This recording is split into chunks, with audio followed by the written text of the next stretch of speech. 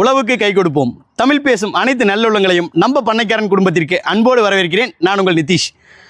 பொதுவாக பார்த்தீங்கன்னா இந்த பெருவடை வளர்ப்பில் நிறைய பேர் ஈடுபட்டு இருக்காங்க. தமிழ்நாட்டில் பெருவடை வளர்க்காத ஆட்களே இல்லைங்கிற அளவுக்கு இன்றைக்கி நிறைஞ்சிருக்கிறாங்க. அதுலேயும் குறிப்பாக சொல்லணுன்னா இந்த பெருவடையில் அதிக வெயிட் இருக்கக்கூடிய ஹெவி சைஸ் கோழிகளை குறைந்த நபர்கள் மட்டும்தான் வளர்த்திட்டு இருக்காங்க. குறிப்பிட்ட சில பேர் மட்டும்தான் அந்த ப்ரீடை எடுத்து அதை அவங்களோட ஒரு அடையாளமாக உருவாக்கி அதை விற்பனையும் பண்ணிகிட்டு இருக்காங்க. அந்த மாதிரியான ஒரு கட்டுத்தரைக்கு தாங்க வந்திருக்கோம். இதில் என்னென்னா ஒரு ஹைலைட்டு, இந்த கட்டுத்தரையை நடத்திட்டு இருக்கிறவர் ஒரு சயின்டிஸ்ட். ஆமாங்க, நீங்கள் கேட்டது கரெக்டு தான். அருமையான ஒரு விஞ்ஞானி ஒருத்தர் இந்த பண்ணையை ரொம்ப சிறப்பாக திறம்பட நடத்திட்டு இருக்காரு. அவரை தாங்க சந்திக்க வந்திருக்கோம். அவர் பார்த்தீங்கன்னா ICMR அப்படிங்கக்கூடிய Indian council of medical research சென்டரில் ஒரு விஞ்ஞானியாக இருந்து ரிட்டையர்ட் ஆனவர். அவர் கோழி வளர்த்துறாரு அப்படிங்கிறது ஆச்சரியப்பட்டு போய் தான் இந்த இடத்த நம்ம விசிட் பண்ணுறதுக்கு வந்திருக்கோம். அவரோட பண்ணை தான் பின்னாடி இருக்குங்க. அவரை சந்திச்சு அவர் என்ன வகையான கோழிகள் வளர்த்துறாரு, ஏன் அந்த ஹெவி சைஸை அவர் தேர்ந்தெடுத்தாரு, என்ன சைஸில் அவர்கிட்ட சேவல்கள் இருக்குது, விடைகள் இருக்குது, அதே மாதிரி அவர் குஞ்சுகளாக விற்பனை பண்ணுறாரா, பட்டாக்களாக விற்பனை பண்ணுறாரா, அவரோட வியாபாரம் எப்படி நடந்துகிட்டு இருக்கு, அது மட்டும் இல்லாமல் அவரோட கோழிப்பண்ணையை எப்படி திறம்பட நடத்திக்கிட்டு இருக்காரு அப்படிங்கிறது எல்லாத்தையும் விரிவாக கேட்டு தெரிஞ்சுக்கலாம். இந்த வீடியோ ஸ்கிப் பண்ணாமல் பார்த்தீங்க அப்படின்னா நிறைய விஷயங்களை நீங்கள் தெரிஞ்சுக்கலாம். உண்மையாலுமே ஆச்சரியப்படக்கூடிய விஷயங்கள் நிறைய இருக்குது இந்த வீடியோவில். அதுக்கு முன்னாடி எப்போ சொல்கிறதாங்க, நம்ம சேனலுக்கு நீங்கள் புதியவராக இருந்தீங்க, முதல் முறையாக விசிட் பண்ணுறீங்க அப்படின்னா மறக்காமல் சேனலை சப்ஸ்கிரைப் பண்ணிக்கிங்க. வீடியோக்கள் பிடிச்சிருந்தா லைக் பண்ணுங்கள். வாங்க இப்போ கட்டுத்தரைக்குள்ளே போவோம்.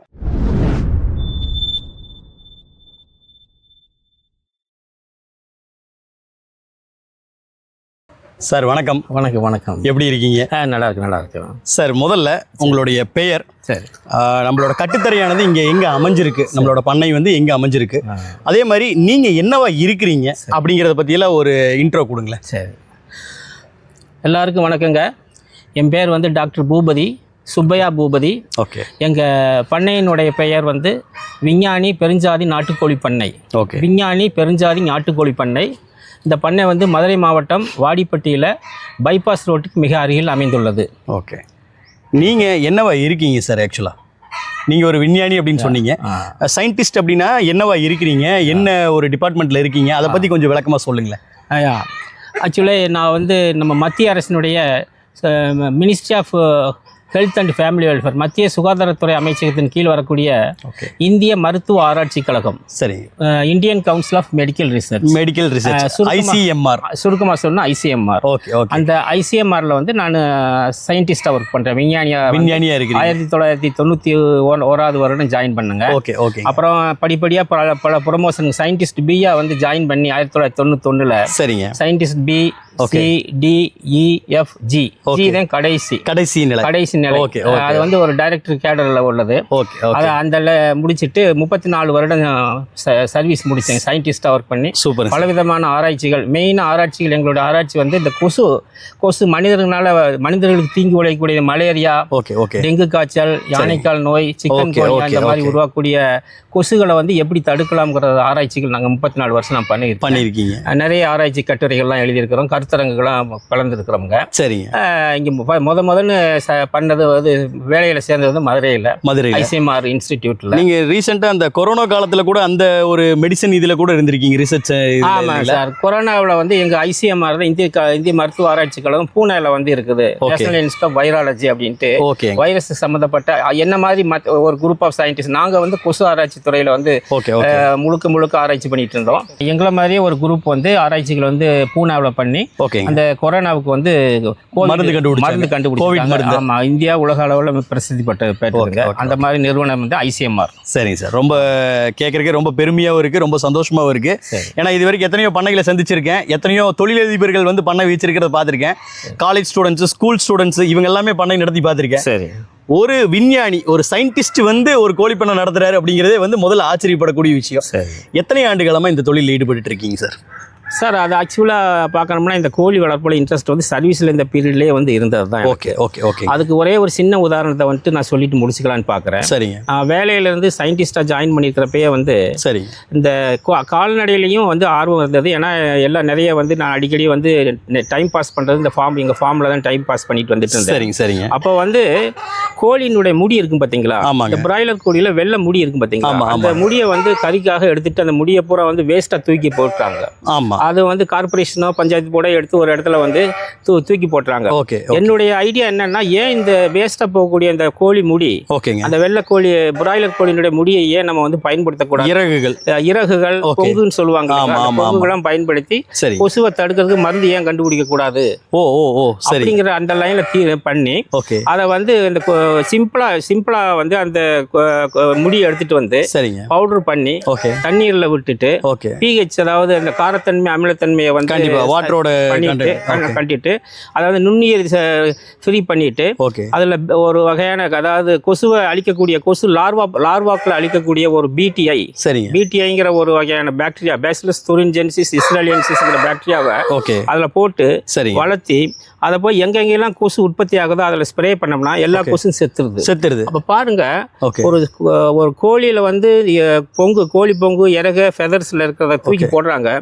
அதை பயன்படுத்தி ஒரு பாக்டீரியா வளர வச்சு கொசுவை தடுக்க முடியும். அதுக்கு எனக்கு ஒரு அவார்டு, நேஷனல் லெவல் அவார்டு கொடுத்துருக்காங்க. ரொம்ப சூப்பர். அப்புறம் பேட்டன்ட் வந்து வாங்கியிருக்கிறோம். இப்போ வந்து பல கம்பெனிகள் வந்து எங்களுடைய ICMR கான்டாக்ட் பண்ணி இதை வந்து பேசிட்டு இருக்காங்க, கமர்ஷியலைஸ் பண்றதுக்காக பேசிட்டு இருக்காங்க. ஸோ உங்களோட ஆர்வம் வந்து இதிலிருந்து ஆரம்பிச்சிருக்கு இல்லைங்களா? அதாவது ஒரு பிராய்லர் கோழியோட வேஸ்ட் கழிவுல வரக்கூடிய அந்த இறகுல இருந்து கொசுவுக்கான ஒரு மருந்தை தயாரிக்கிறதுல இருந்து உங்களோட ஆர்வம் ஆரம்பிச்சிருக்கு. ஆமா. சரி. எத்தனை ஆண்டு காலமா இதை பண்ணிட்டு இருக்கீங்க சார்? ஒரு 8 வருஷமா இங்க பண்ணிட்டு இருக்கேன். கோழி பண்ணை அப்படிங்கிறது வந்து ஒரு 8 வருஷமா பண்ணைய பண்ணிட்டு. சார், இப்போ கோழிகள் அப்படின்னு எடுத்துட்டா நிறைய வெரைட்டி சொல்லலாம். அதாவது பெருவடை இருக்கு, சிறுவடை இருக்கு, அது போக சொனாலி இருக்கு, கடக்நாத்து, கைரளி, அப்படி பல ஜாதி கோழிகள் இருக்கு.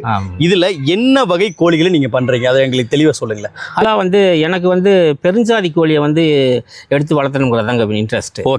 பெருஞ்சாதி கோழிங்கிறத வந்து பெருவடை கோழியை விட ஒரு ஸ்டெப் மேலே உள்ளது. சரிங்க. அதனுடைய இடையிலையும் அதுலையும் தோட்டத்திலையும் உள்ளது. அதனால பெருஞ்சாதி கோழி தான் நாங்கள் எடுத்து வளர்த்துட்டு இருக்கோம். இப்போ உங்ககிட்ட இருக்க கோழிகள் எல்லாம் நான் பார்க்கும்போது கொஞ்சம் பிரம்மாண்டமா இருக்குது. அதாவது ஹெவி சைஸ்ன்னு சொல்லலாம். ஒரு 6 கிலோக்கு மேல இருக்கக்கூடிய கோழிகளை நான் பாக்குறேன். அப்ப இந்த லைனேஜ் தமிழ்நாட்டுல ஒரு சிலர் கிட்ட மட்டும் தான் இருக்கு, எல்லாருக்கிட்டையும் கிடையாது. ஹெவி சைஸ் அப்படிங்கும் போது 6 கிலோ, 7 கிலோ, 8 கிலோ வரைக்கும் இருக்கக்கூடிய சேவல்கள் ஒரு சிலர் கிட்ட தான் இருக்கு. அப்ப நீங்க யாருகிட்ட இருந்து ஆரம்பிச்சீங்க, உங்களுக்கு எப்படி வந்து இந்த கோழிகள் கிடைச்சது, அதை பத்தி கொஞ்சம் சொல்லுங்களேன். ஆக்சுவலாக நாங்கள் தேடுதல் பார்க்குறப்ப யாரெல்லாம் தமிழ்நாட்டில் யார் வந்து பெருஞ்சாதி கோழிகள் வந்து வளர்த்திக்கிட்டு இருக்கிறாங்கன்னு தேடுதலில் வந்து ரொம்ப சீரியஸாக ஒரு 3 மாதம் பார்த்துட்டு இருந்தோங்க. சரிங்க. அப்போ பார்த்துட்டு இருக்கிறப்ப வந்து கோயம்புத்தூர் மாவட்டம் அன்னூர் பக்கத்தில் வந்து தாமோதரன் ஐயாங்கிட்ட ஒருத்தர் வந்து இந்த பெருஞ்சாதி கோழி வந்து வச்சு, உங்களுக்கு தெரியும் தாமோதரன் ஐயாவை எனக்கு நல்லா தெரியுங்க. என்னன்னு கேட்டிங்கன்னா, நம்மளோட வீடியோக்களில் 2-3 வீடியோக்கள் அவரை பற்றி போட்டிருக்கோம். கடந்த வாரத்தில் ஒரு வீடியோ பதிவு நம்ம பண்ணணும். அப்படிங்களா?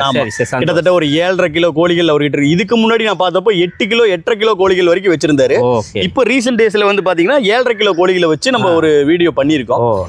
அப்ப தாமோதரன் ஐயா கிட்ட இருந்து தான் நீங்க எடுத்து. தாமோதரன் ஐயாட்ட வந்து அவர் வந்து 8 கிலோ 9 கிலோ இந்த மாதிரி கோழி வச்சிருந்தாரு, சேவல் வச்சிருந்தாரு. சரிங்க. அதனுடைய வாரிசுகள் வந்து எங்களுக்கு வந்து கொடுத்து வாங்கி ரொம்ப அருமையா சொன்னீங்க. ஸோ தாமோதரன் ஐயா கிட்ட இருந்து எடுத்திருக்கீங்க. சார், இந்த பெருவடை கோழிகள்ல இந்த ஹெவி வெயிட்னு சொல்லுவோம் இல்லைங்களா, 7 கிலோவுக்கு மேல இருக்கக்கூடிய இந்த கோழிகள் எல்லாம் வளர்க்கறதுக்கு என்ன தனிப்பட்ட காரணம் என்ன, எப்படி உங்களுக்கு அது பிடிச்சது? பிடிச்சதுன்னா அது பிடிச்சதுதான். உங்களுக்கு அந்த வெயிட் அதிகமாக இருக்கிற கோழிகள் எனக்கு ஒரு 8 கிலோ 9 கிலோன்னு பார்க்குறது வந்து பிரம்மாண்டமானதுங்க. ஒரு ஐயா அடிக்கடி சொல்லுவார், கண்ணுக்குட்டி சைஸ்ன்னு சொல்லுவாருங்க. கண்ணுக்குட்டி சைஸ், அந்த மாதிரி கண்ணுக்குட்டி சைஸ் பிரம்மாண்டம், உயரமாக அப்படி வாட்ட சாட்டமாக அப்படி பண்ணையில் இருக்கிறப்ப பார்க்கறதுக்கு அழகு, கம்பீரமாக இருக்கு, கம்பீரமான ஒரு தோட்டம். அந்த கால்லாம் பார்த்தீங்கன்னா அந்த TMT கம்பி இருக்குது பார்த்தீங்களா, முறுக்கு கம்பி மாதிரி இருக்கு, கம்பி மாதிரி இருக்குதுங்க சார். அப்படி தூக்கி பிடிச்சோம்னா அப்படி கம்பி அப்படி கடப்பாட மாதிரி இருக்குதுங்க. இதெல்லாம் ரொம்ப மனசுக்கு வந்து அட்ராக்ஷனா இருக்குது. அந்த உயரமான ஒரு சேவல் 8 கிலோ 9 கிலோ சேவலை கொண்டு நம்ம பண்ணையில இருக்கிறப்ப அது பார்க்கறதுக்கே மிக அருமையா இருக்குது. தூய்மையான நம்ம தமிழ்நாட்டினுடைய நாட்டுக்கோழி வகையை சேர்ந்து. இப்போ நம்ம கிட்ட வந்து பாத்தீங்கன்னா சேவல்கள்னா எவ்வளவு சேவல்கள் இருக்கும், தாய்க்கோழிகள் எவ்வளவு இருக்கும், கன்னி விடைகள் எவ்வளவு இருக்கும், குஞ்சுகள் எவ்வளவு இருக்கும்? ஆக்சுவலாக நான் அங்கே வந்து வாங்கிட்டு வந்தது 60 தாய்க்கோழி வாங்கிட்டு வந்தாங்க. முதல்ல 60 தாய்க்கோழிகள். தாய்க்கோழி வந்து எல்லாமே டை பிளாக் தான். ஒரு 7-8 வந்து ப்ரௌன் கலர்லையும் ஒயிட் 1-2 ஒயிட் கலர் இந்த வாங்கின வழிய 90% வந்து இந்த 60 கருப்பு அதிகமாக இருக்கிறதா வாங்கிட்டோம். ஒரு 20 சேவல் அவர்கிட்ட வாங்கியிருக்கிறோங்க. 60 தாய்க்கோழிகள், அது இல்லாமல் 20 சேவல்களும் சேவல் வந்து ஒவ்வொன்றும் வந்து 7.5 கிலோ 8 கிலோ அதனுடைய வாரிசுகளில் தான் வாங்கிட்டு வந்திருக்கோம். வாங்கிட்டு வந்து இங்கே பிரீடிங்கில் போயிட்டு இருக்கு. எவ்வளோ சேவல்கள் இருக்குங்க சார்? இப்போ வந்து ஒரு 15 சேவல் இருக்குது. 15 சேவல் நம்ம கட்டுத்தரையில் இருக்கு. அதாவது பிரீடிங்க்கு உண்டான சேவல்கள். பிரீடிங் சேவல் இருக்கு. தாய்க்கோழிகள் எவ்வளவு இருக்குங்க? தாய்க்கோழி வந்து ஒரு 55 இருக்குது. 55. கன்னி விடைகள்னா எவ்வளவு இருக்கும்? குஞ்சுகள் எவ்வளவு இருக்கும்? குஞ்சு வந்து ஒரு 45 நாள் குஞ்சு வந்து ஒரு 30 குஞ்சு இருக்குதுங்க. 45 நாள் குஞ்சு வந்து ஒரு 30. சரிங்க. ஒரு மாச குஞ்சு வந்து ஒரு 60 இருக்குது. சரிங்க. 15 நாள் அப்படின்னு சொல்லலாம் ஒரு 30-40 இருக்குதுங்க. ஏன்னா இது என்னன்னு கேட்டீங்கன்னா கடந்த ஒரு 6 மாசம் 8 மாசமாவே இங்க வைக்க விட மாட்டேங்கிறாங்க. ஓகே. ஒரு மாசம் வாங்கிடுறாங்க. நாங்க வந்து பட்டா வாங்கிக்கிறோம். சரி. இவ்வளவு இதை நாங்க பிரம்மாண்டமா நாங்க பார்த்ததே இல்ல. சரி. இல்ல நாங்க வளர்த்தணும் அப்படின்னு சொன்னாலும் அவங்களுக்கு வந்து இது கிடையாது. பொறுமை இல்ல. ஆமா, நேரடியா வந்து வாங்கிட்டு போயிடுறாங்க. சரி சரி. ஆனா இப்ப சமீபத்துல இந்த ஒரு வாரமா தான் நிறுத்தி வச்சுட்டேன். இந்த மாதிரி இது வந்து ஸ்ட்ரீம் லைன் பண்ணணும், கொஞ்சம் வெயிட் பண்ணுங்க, பின்னாடி பாத்துக்கலாம் அப்படின்னு சொல்லி போட்டு நான் இப்போ நிறுத்தி வச்சிருக்கேன். ஓகேங்க சார், ரொம்ப அருமையா சொன்னீங்க சார். நம்மளோட இந்த பண்ணையோட மொத்த இடம் எவ்வளவு பெருசுங்க சார்? இது இந்த இடம் வந்து 1 ஏக்கர் இடம்ங்க. 1 ஏக்கருக்கு இந்த கோழிக்காகவே வச்சிருக்கிறோம். நிழலுக்காக வந்து இந்த மரங்கள்லாம் வச்சிருக்காரு. இந்த தேக்கு மரம், செம்மரம், மகாகனி மரங்க, சரிங்க, ரோஸ் வுட்டு, வேங்கை மரம், இந்த மாதிரி நிறைய மரங்கள்லாம் வச்சு அந்த நிழல்ல தான் வந்து செட் அமைச்சிருக்கீங்க.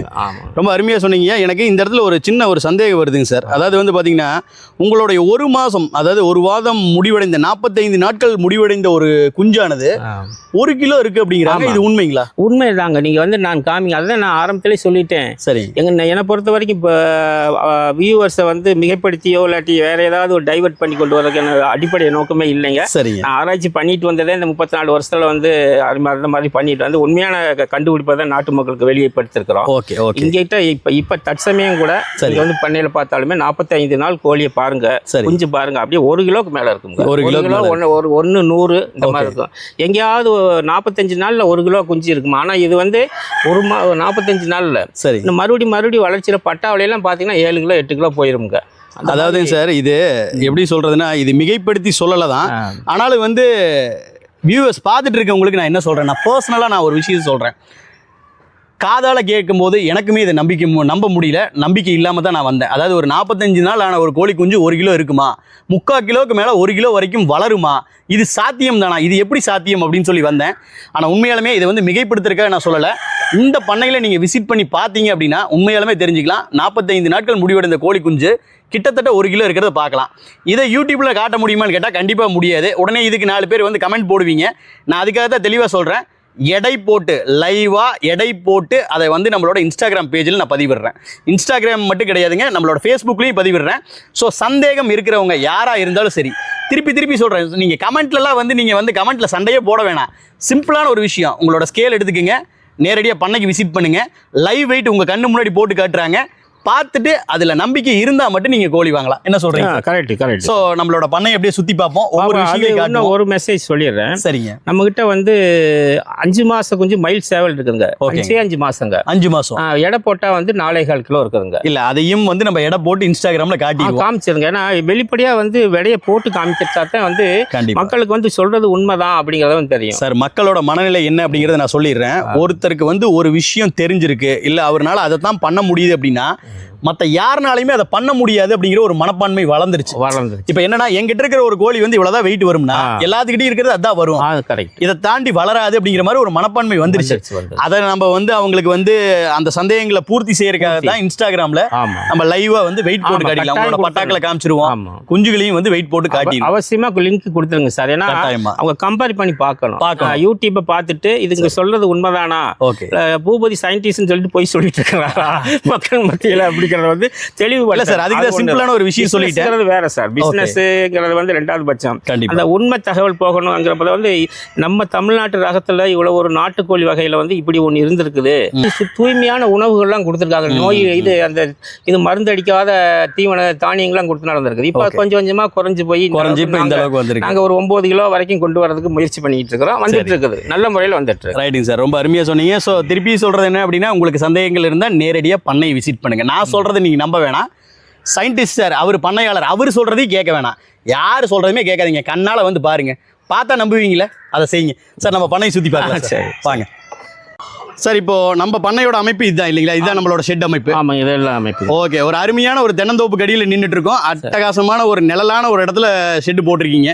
இந்த ஷெட்டோட நீள அகலம் சொல்லுங்களேன். இந்த ஷெட் வந்து 105 அடி நீளம்ங்க, 105 அடி நீளம். ஓகே, 15 அடி அகலம்ங்க. 15 அடி அகலம். 5 பார்ட்டிஷன் பண்ணியிருக்கிறோம்ங்க. ஓகே, 9 பார்ட்டிஷன் பண்ணியிருக்குது. 9 பார்ட்டிஷன் பண்ணி 9 பார்ட்டிஷன் பண்ணி. இது போக தனிப்பட்ட முறையில் ப்ரீடிங் செட்னு போட்டிருக்கீங்க இல்லையா? ப்ரீடிங் செட் வந்து 5 செட் இருக்குதுங்க. ஓகேங்க, அது 60 அடி நீளம்ங்க. 60 அடி நீளம், 60 அடி நீளம், 15 அடி அகலம். இந்த மாதிரி 5 போர்ஷனா இருக்குதுங்க. ஓகே, ஒவ்வொரு போர்ஷன்லயும் ஒரு சேவலும் 5 பட்டக்கோழிகளும் உள்ள விட்டு பிரீட் பண்றவங்க. பார்க்கலாங்களா? பார்க்கலாம். ஓகே, இப்போ இந்த ப்ரீடிங் செட்டப் பத்தி கொஞ்சம் சொல்லுங்களேன். இதுல என்ன கோழி போட்டிருக்கீங்க? எவ்வளவு வெயிட்ல சேவல் இருக்கு? எத்தனை கோழிகள் இருக்கு? சார், இது வந்து 5 மாதம் சேவலுங்க. ஓகே, கூவலை பட்டாவாகல ஒன்லி 5 months தான். ஓகே, அது கூட வளர்ந்த இது பெட்டக்கோழிங்க. அதோட குஞ்சுகள், அதனுடைய குஞ்சுகள் எல்லாம் அது கூட ஒன்னா பிறந்தது. ஓகே, ஒரு பேட்ச் குஞ்சுகள், ஒரே பேட்ச் குஞ்சுங்க. அதுல விட்டுருக்கீங்க. 2.25 இருந்து 3 கிலோ வரைக்கும் இருக்குது. பாத்துங்க. இது இன்னும் ப்ரீடிங்காக ஸ்டார்ட் ஆகல. 5 மாதம். ஓகே, 4.5 கிலோ 4.25 கிலோ இருக்கு. 4.25 கிலோ இருக்கு. ஓகேங்க, வாங்க அடுத்த செட்டை பார்த்துடலாம். சரி.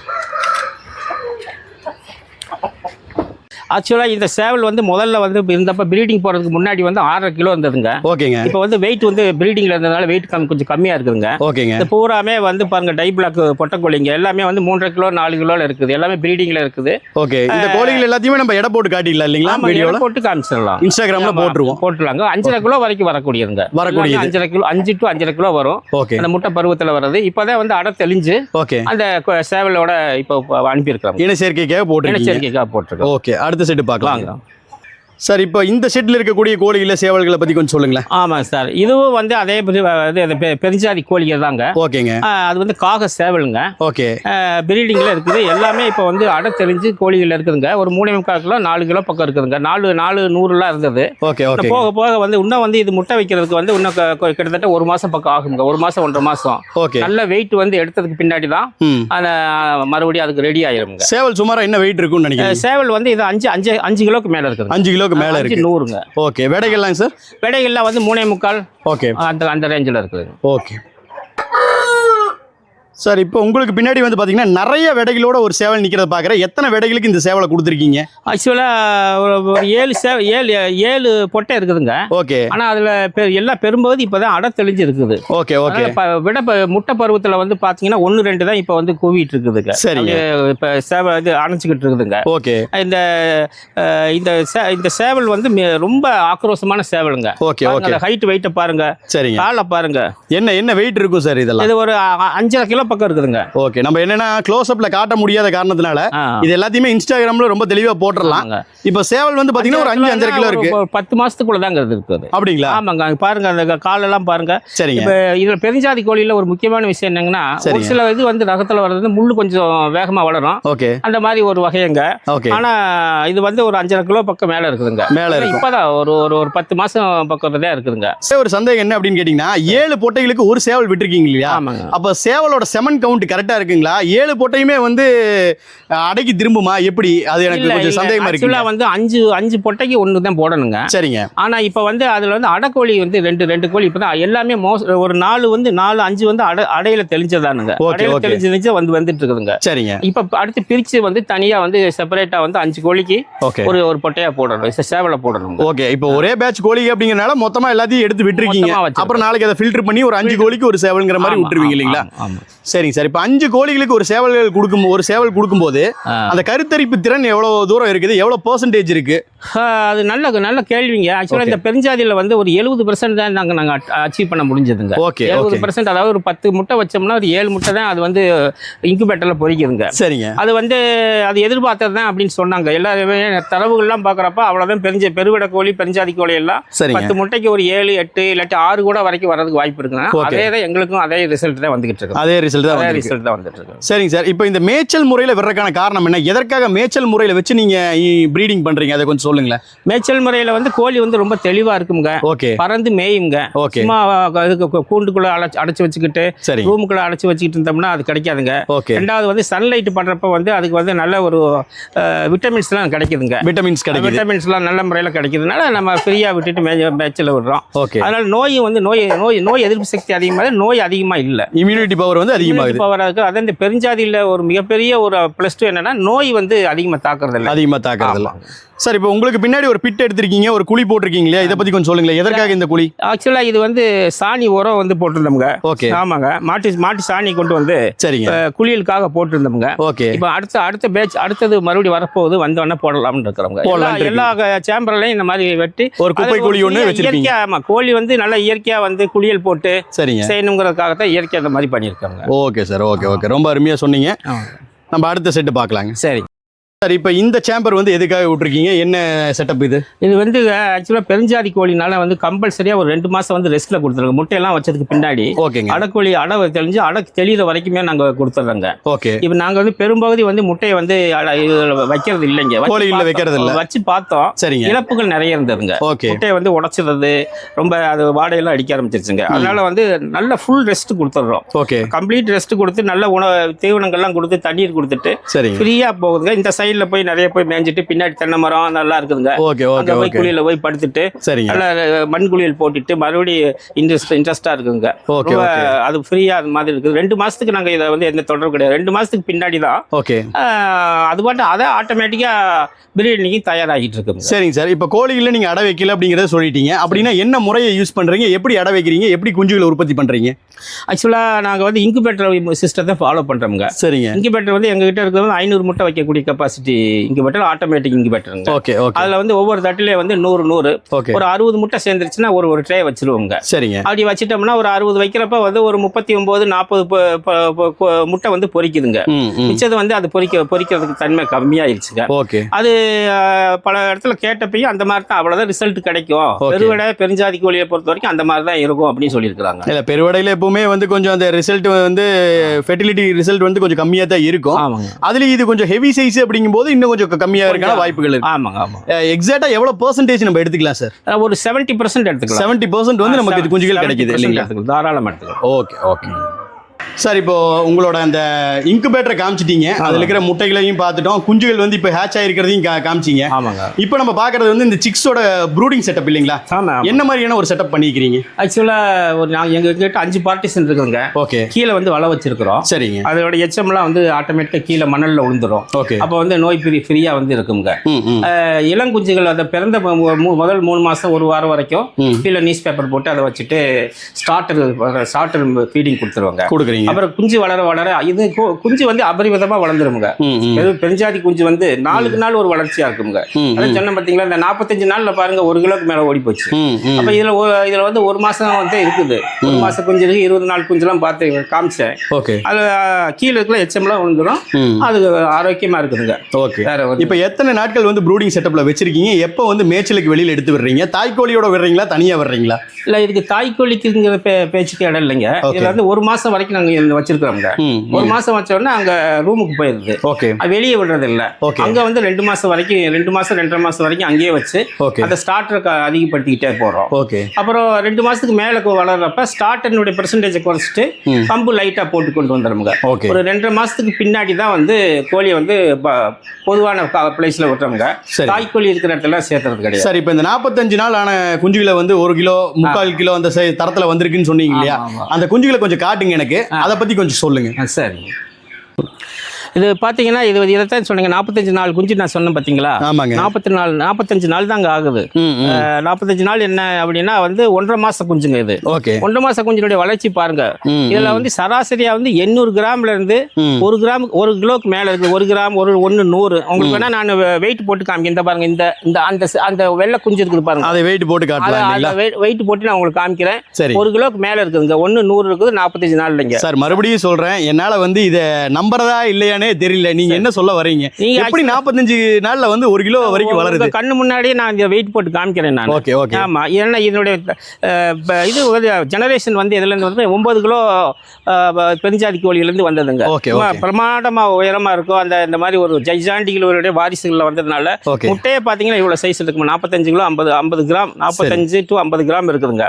அந்த பிரீடிங் தான் இதுங்க. இதுக்கு அடுத்தது 1 மாச குஞ்சுகளும் பார்த்து நான் உங்களுக்கு காமிச்சது நீங்க பார்த்துருக்கீங்க. அது பாருங்க, வளர்ச்சி ரொம்ப சடனாக அபரிவிதமாக வளர்ச்சி வந்துக்கிட்டே தாங்க இருக்குது. சார் ஒண்ணே ஒன்று தான். இப்போ நான் இதை வந்து நேரடியாக கண்ணால் பார்த்துட்டேன். சரி, எனக்கு வந்து அது நீங்கள் சொல்கிறது உண்மைதான் அப்படிங்கிறது எனக்கு புரிஞ்சிருச்சு. ஆ ஒருவேளை இதை பார்த்துட்டு இருக்கிற வியூவர்ஸ் எல்லாத்துக்குமே இந்த டவுட் வரும். சரி, அவங்களுக்கு எப்படி சார் கிளியர் பண்ணுறது இதை நாங்கள் வெயிட் போட்டு சொல்லிடுறோம். ஓகே, நம்பர் 1 வெயிட் போட்டு சொல்லிடுறோம். ஓகே. ரெண்டாவது வந்து அவங்க ஒரு குஞ்சை வாங்கிட்டு போய் டெஸ்ட் பண்ணட்டும். ஓகே. நாங்கள் இங்கே ரொம்ப அதிகமாக நிறைய பேர் வந்துட்டு இருக்கிறாங்க. இது வரைக்கும் விளம்பரமே எதுவுமே போகல. அவங்க பார்த்து போட்டு நிறைய கமெண்ட்ஸ் சொல்கிறாங்க, நல்ல முறையில் இருக்குதுங்க அந்த மாதிரி சொல்லியிருக்காங்க.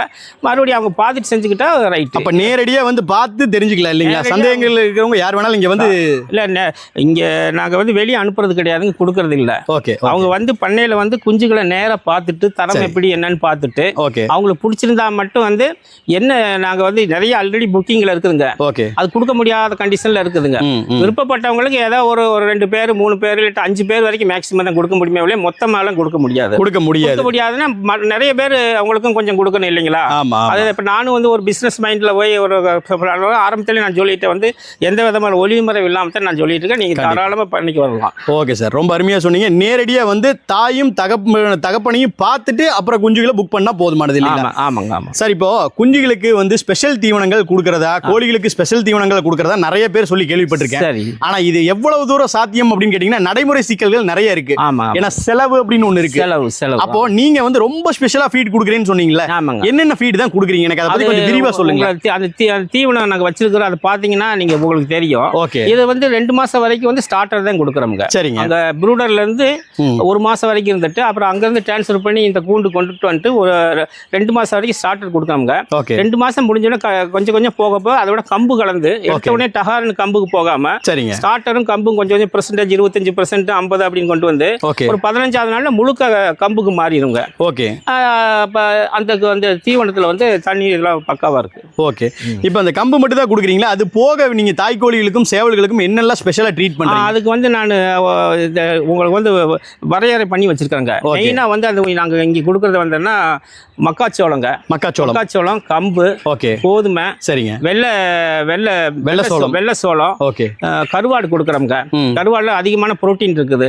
மற்ற நான் சொன்ன மக்காச்சோளம், கம்பு இதுல எல்லாம் வந்து மாவுச்சத்து கார்போஹைட்ரேட் தான் அதிகம். 75% கார்போஹைட்ரேட் இருக்குதுங்க. சரிங்க. 10% தான் புரதச்சத்து இருக்குதுங்க. ஓகே. 5% வந்து மினரல் இருக்குதுங்க. 5% வந்து விட்டமின்ஸ் இருக்குதுங்க. இது ஒரு கோழியினுடைய வளர்ச்சிக்கு பேலன்ஸ்டு டயட்டுக்கு வந்து போதுமான அளவுக்கு இல்லை. வெட்டினரி காலேஜ் இருக்க பெரிய பெரிய ப்ரொஃபசர்ஸ் எல்லாருடைய ரெக்கமெண்ட் பண்ணுற ஸ்டேஜ் அதுதான் இருக்குது. அதனால வந்து நம்ம பேலன்ஸ்டு டயட்டை நம்ம கொடுக்கணும். ஒரு சிலர் வந்து வெறும் மக்காச்சோளம் கொடுப்பாங்க, இல்லாட்டி வந்து ரேஷனுக்கு அரிசி போட்டுவிட்டு அரிசி விட்டு முடிச்சிடுவாங்க. அது ஒன்லி ஸ்டார்ச் மட்டும் தான் கொடுக்குறாங்க. நான் வந்து பேலன்ஸ்டு டயட்டாக கொடுக்கணும் அப்படின்ட்டு மக்காச்சோளத்துல இருந்து வரக்கூடிய மாவுச்சத்து வந்து 65-75%ங்க. இந்த கடலை புண்ணாக்கு அது வந்து நல்ல ஒரு புரோட்டீன் கண்டென்ட், அதையும் சேர்த்து தான் கொடுக்குறோம். இது இல்லாம வந்து தாது உப்புகள் வந்து கவர்மெண்ட் ரெக்கமெண்ட் பண்ண தாது உப்புல நிறைய மினரல் மிக்சர்ஸ் கொடுக்குறாங்க. அதையும் வந்து மிக்ஸ் பண்ணி நாங்க கொடுக்குறோங்க. ஓகே. இதெல்லாம் போக 2 பொருள் நாங்க கொடுக்குறோம். ஒன்று வந்து பச்சை பயிறு. பச்சை பயிர் ஏற்கனவே நான் சொன்ன மாதிரி ஆன்டி ஆக்சிடென்ட், விட்டமின் சி ஜாஸ்தியா இருக்கு, நரம்புக்கு வந்து நல்ல இதா இருக்குங்க. இது உளுந்த பருப்பு வந்து கால்சியம் அதிகமா இருக்குங்க. அதனால அதையும் மிக்ஸ் பண்ணி கொடுக்குறோங்க. அருமையா காலையில சாப்பிட 2 நேரம், ஒரு நாளைக்கு 2 நேரம் கொடுக்குறோங்க. காலையில ஒரு தடவை, சாயங்காலம் ஒரு தடவை. அப்புறம் பிரீடிங்ல இருந்து வந்த காலைகளுக்கு பாதாம் பருப்பு இந்த மாதிரி உடம்பு நல்ல பெஸ்டியா கொண்டு வரணுங்கிறதுக்காக பாதாம் பருப்பு கொடுத்துட்டு இருக்கிறோம். ஓகே. ஓகே. அது போக இந்த அத்திப்பழம், திராட்சை, கருப்பு திராட்சை இதெல்லாம் கொடுக்கறதையும் நான் பாக்குறேன். அதெல்லாம் மிக்ஸ் பண்ணி தான் கொடுக்குறோங்க. அத்திப்பழம் இது சேவல்களுக்கு கொடுக்குறீங்களா? ஆமாங்க, சேவலுக்கு மட்டும் கொடுக்குறோம். செமன் வந்து இன்க்ரீஸ் ஆகிறதுக்கு பிரீடிங் போயிட்டு வந்தோம்னா பாருங்க, இது வந்து ஒரு சேவல் வந்து 6.5 கிலோக்கு மேல இருந்துச்சுங்க. சரிங்க. இப்ப பாத்தீங்கன்னா 5,400 பிரீடிங்க்கு அப்புறம் ஒரு 5.5 கிலோ அந்த சைஸ்க்கு வந்துருது. அப்ப உடனே போட்டு பிரீடிங்ல பண்ணக்கூடாது. ஓகே. 2 மாசம் 3 மாசம் ரெஸ்டிங்ல போட்டுட்டு இந்த மாதிரி பாதாம் இதெல்லாம் கொடுத்து நல்லா இருந்துச்சுன்னா அது வந்து ஹெவியா 4-5 வருஷம் வரைக்கும் அதனுடைய செமன் திறன் வந்து ரொம்ப நல்லா இருக்கும். ரொம்ப அருமையா சொன்னீங்க சார். இப்ப இவ்வளவு தீவனங்கள் கொடுக்குறீங்க, கூட பச்சையும் கொடுக்குறீங்க இல்லையா? பச்சையும் கொடுக்குறோம். இந்த பில்லு வந்து இந்த கோஃபோர் பில்லை வந்து கட் பண்ணி சின்ன சின்ன பீஸா வந்து போட்டோம்னா குஞ்சுகளுக்கு நாங்க கொடுக்குறோம். சரி. 2 மாசத்துல ஏன்னா அது இதை பார்த்து குத்துற திறன் வந்து கம்மியாயிருதுங்க. இது நிறைய பேர் ரிப்போர்ட் பண்ணியிருக்கிறாங்க. சரிங்க. அந்த மாதிரி இந்த பசுந்தீவனத்தை போட்டோம்னா குஞ்சுகளில் குத்துற திறன் வந்து கம்மியாகும். தான் அந்த மாதிரி நடந்துட்டு இருக்குது. ஓகே. இது இல்லாமல் இப்போ பிரீடிங்கில் இருக்கிற கோழிகளுக்கும் கொடுக்குறோம். பசுந்தீவனம் ஒரு சர்டன் பர்சன்டேஜ் போயிட்டு தான் இருக்கும். சரிங்க சார், ரொம்ப அருமையாக சொன்னீங்க சார். இவ்வளோ ஸ்பெஷலான ஃபீடு கொடுத்து ஒரு கோழிப்பண்ணை நடத்துறது இப்போ தான் நான் முதல் முறையாக பார்க்குறேன். அவ்வளோ தரமான ஒரு பொட்டைகளையும் சேவல்களையும் வச்சு நல்ல ஜைஜாண்டிக்கான குஞ்சுகளை உருவாக்கிட்டு இருக்கீங்க. அதுல எந்த மாற்று கருத்தும் இல்ல. இப்போ நேரடியா வந்து வாங்குறவங்களுக்கு முன்னுரிமை கொடுக்குறேன்னு சொல்லிட்டீங்க. விலை நிலவரம் ஒண்ணு இருக்கு இல்லீங்களா? ஏன்னா இவ்வளவு ஸ்பெஷலா வளர்த்தும் போது அதுக்கான விலையும் கொஞ்சம் கூடுதலா இருக்கும் அப்படிங்கிறது என்னோட கணிப்பு. நீங்க சொல்லுங்க, விலை நிலவரம் என்னங்கிறத கொஞ்சம் ஓப்பனா சொல்ல முடியுங்களா? அது வந்து இப்போ நம்ம குஞ்சுகளுக்கு வந்து ஆக்சுவலாக இப்போ வந்து குஞ்சுகள் மட்டும்தான் சேல்ஸில் பண்ணிட்டு இருக்காங்க. 1.5 மாதம் 1லேருந்து 1.5 மாதம் வரைக்கும். அதே வந்து எங்களுக்கு விடுங்க, நாங்கள் பட்டா ஸ்டேஜ் வரைக்கும் கொண்டு போகலான்னு பார்க்குறோம்.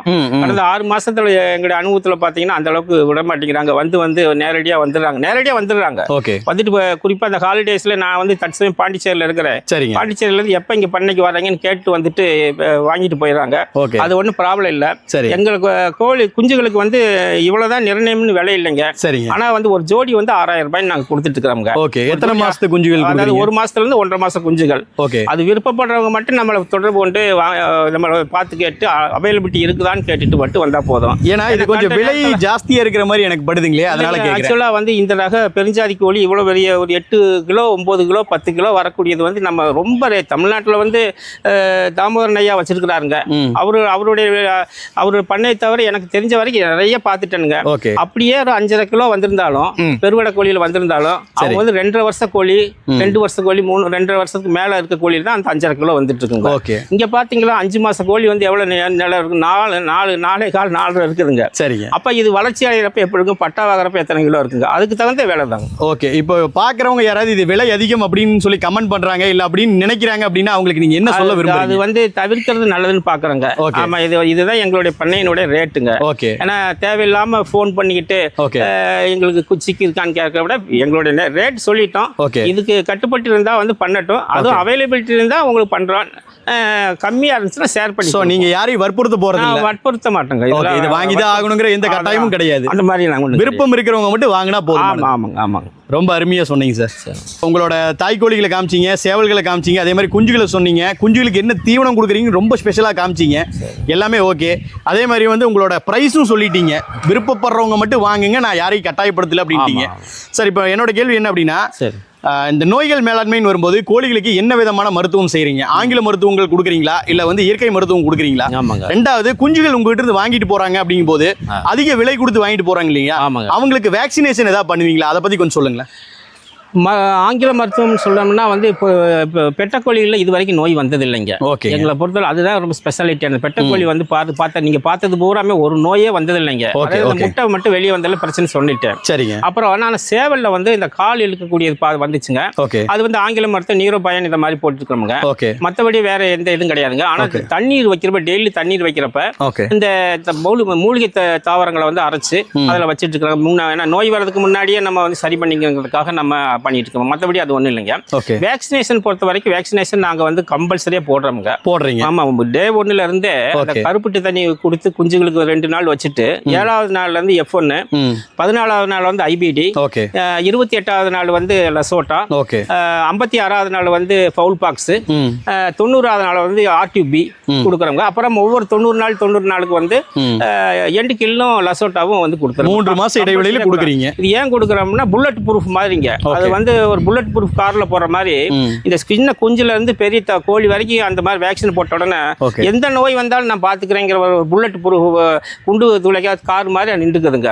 அதனால வந்து அதை நான் கம்பல்சரியா ஃபாலோ பண்றேன். சரிங்க சார். அப்ப நீங்க கொடுக்கக்கூடிய குஞ்சுகளுக்கும் அந்த வேக்சினேஷன் முடிச்சு தான் கொடுக்குறீங்க இல்லைங்களா? ஆமா. அந்த 1.5 மாசம் அப்படிங்கும்போது கிட்டத்தட்ட 45 நாட்களுக்கு உண்டான வேக்சினேஷன் அதை நீங்க கம்ப்ளீட் பண்ணி கொடுக்குறீங்க. ஓகே சார், ரொம்ப அருமையா சொன்னீங்க. நேரடியா வந்து பார்த்துட்டு வாங்குங்கன்னு சொல்லியிருக்கீங்க. ஒருவேளை டிரான்ஸ்போர்ட் அவைலபிளா நம்ம டிரான்ஸ்போர்ட்ல கேட்போமா? தூர ஊர்ல இருந்து எங்கேயாவது வெளியூர்ல இருந்து கேக்குறாங்க அப்படின்னா அவங்களுக்கு உங்களால அனுப்பி வைக்க இல்ல முடியும்? இல்லைங்க, அது 2 லட்சம் 3 லட்சம் ரூபாய் கொடுத்து அனுப்பி வைங்கன்னு சொன்னாலுமே நீங்க அதை skip பண்ணிடுறீங்க. அது கொடுக்கறது இல்லைங்க. நேரடியா வரணும், அவங்களால தவிர்க்க முடியாம வர முடியும்னா அவங்க ரெப்ரசன்டேட்டிவ் யாராவது கூட வந்தா கூட ஓகே, பண்ணி பார்த்துட்டு குஞ்சுகளினுடைய தரத்தை பார்த்துட்டு கொடுக்கட்டும். ரொம்ப கம்பல்சரி எல்லாம் ஒன்றும் கிடையாது. கட்டாயமா. ஆமா. ஓகே சார், ரொம்ப தெளிவா சொல்லியிருக்கீங்க. அதை பார்க்கறதுக்கு ரொம்ப அற்புதமா இருந்தது. உங்களோட பண்ணையை சுத்தி பார்த்ததுல எனக்கு மனசுக்கு ரொம்ப திருப்தியாகவும் இருந்தது. சரி, நம்மளோட இந்த பண்ணையானது மென்மேலும் வளரணும். உங்களோட இந்த குஞ்சுகள் வந்து பெருஞ்சாதி கோழியிலேயே வந்து பாத்தீங்கன்னா அதிக எடையுள்ள ஹெவி சைஸ் இந்த கோழிகளை வந்து நீங்க அதிகமா உற்பத்தி பண்ணி நிறைய பேருக்கு கொடுக்கணும்னு சொல்லி நம்ம பண்ணைக்காரன் குடும்பத்தின் சார்பா வாழ்த்துக்களை தெரிவிச்சுக்கிறீங்க. ரொம்ப நன்றி. நீங்களும் வந்து உங்களோட டைம் ஸ்பெண்ட் பண்ணி கோயம்புத்தூர்ல இருந்து வந்துட்டு சரி எங்களுக்காக இன்ட்ரெஸ்ட் காட்டி எங்க பண்ணையை விசிட் பண்ணதுக்கு மிக்க மிக்க நன்றி சார். நன்றிங்க சார். ஓகே.